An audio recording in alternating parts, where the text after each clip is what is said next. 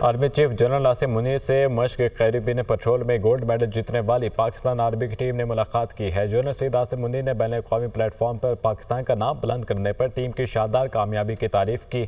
اسلام آباد سے یہ رپورٹ۔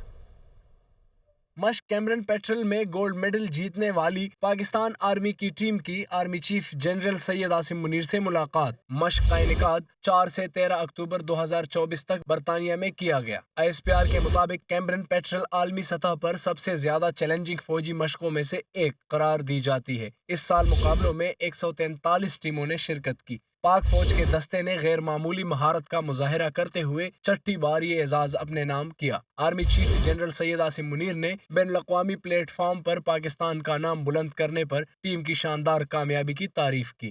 کیمبرن پیٹرول مشق برطانیہ کے علاقے وسطی ویلز کے پرپیچ پہاڑی علاقوں میں کی جاتی ہے، جس کے دوران شریک ٹیمیں جسمانی برداشت، حکمت عملی اور ذہنی صلاحیتوں کے مشکل امتحان سے گزرتی ہیں۔